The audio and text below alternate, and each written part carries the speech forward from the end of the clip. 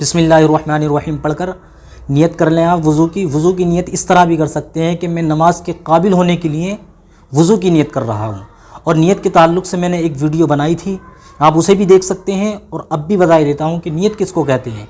तो दोस्तों, नियत कहते हैं दिल के इरादे को, यानी दिल में इरादा करना, पुख्ता इरादा करना, ये नियत कहलाता है।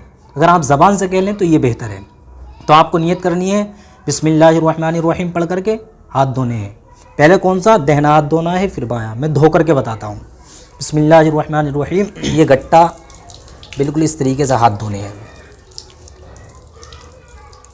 फिर हमें बायां हाथ धोना है अच्छे से। ये है गट्टा, और इनमें भी खिलाल कर लेना है, ये सुन्नत है। अब उसके बाद हमें कुल्ली करनी है। कुल्ली 3 मरतबा करनी है। अब कुल्ली किस तरह करनी है? हमें दाहिने हाथ में पानी लेना है,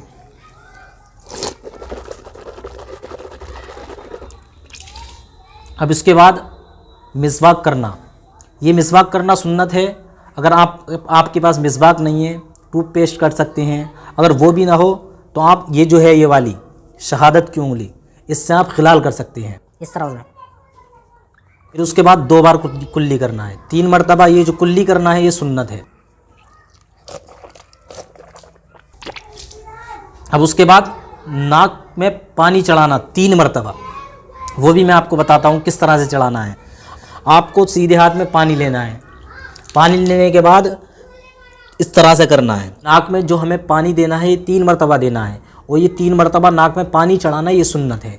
इस तरह से पानी ऐसे करके नहीं करना, बल्कि सूंघ के ऊपर को ले करके जाना है। इस्तिंशाक का मतलब ही ये है कि पानी चुल्लू में लेकर के सूंघना, कि नरम हड्डी तक पहुँच जाए। तो ये जो है 3 मरतबा नाक में पानी चढ़ाना, ये सुन्नत है। उसके बाद आता है चेहरा धोना। तो दोस्तों, चेहरा किस अंदाज में धोना, और चेहरा धोना जो है ये वज़ू में फ़र्ज़ है। अब चेहरा उमूमन जहाँ से हमारे बाल उगते हैं, बाल उगने की जगह से थोड़ी के नीचे तक, यहाँ तक, और देखो इस कान की लो से इस कान की लो तक, ये जो है चेहरा कहलाता है। तो ये पूरा चेहरा धोना फ़र्ज़ है। 1 मरतबा ये पूरा चेहरा धोना फ़र्ज़ है, और 3 मरतबा ये चेहरा धोना, ये सुन्नत करीमा है। किस तरह से धोना है? लुप में पानी लिया आपने, देखो मैं करके बताता हूँ। पानी इस तरह से डालना, इस तरह से।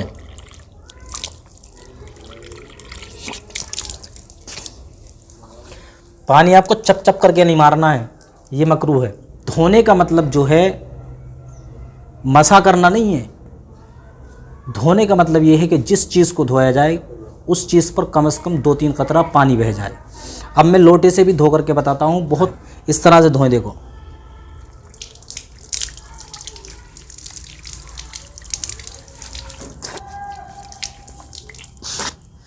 तो दोस्तों, ये होगा हमारा पहला फ़र्ज़, चेहरा।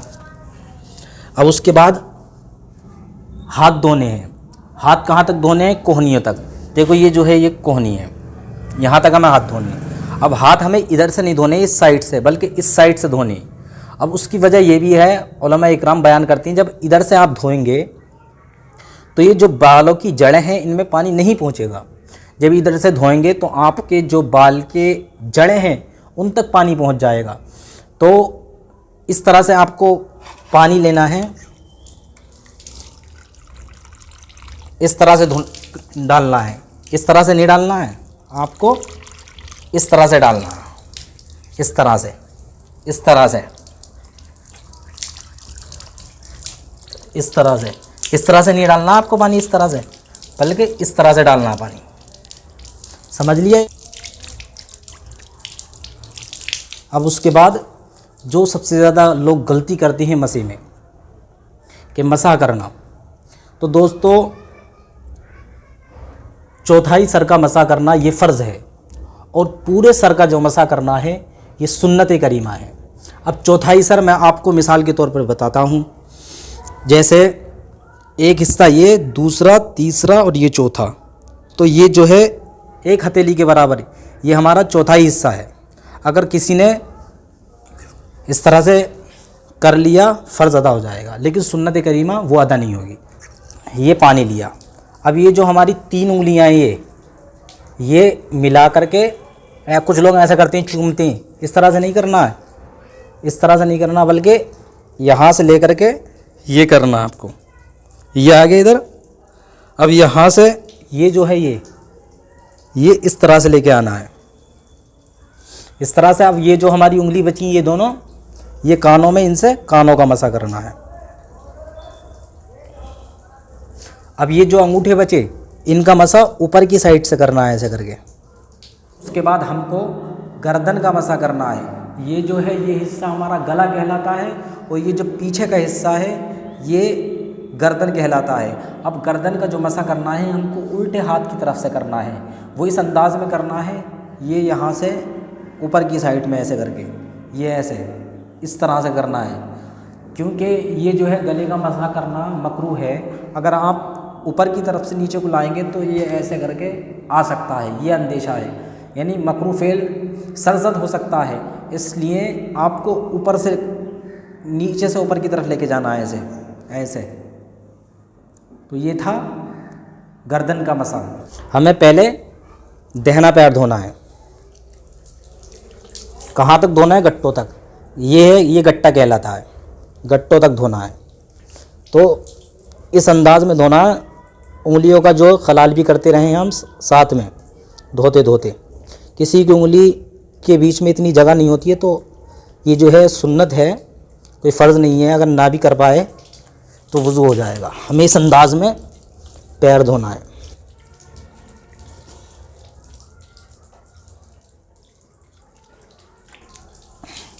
फिर उसके बाद बायां पैर धोना है।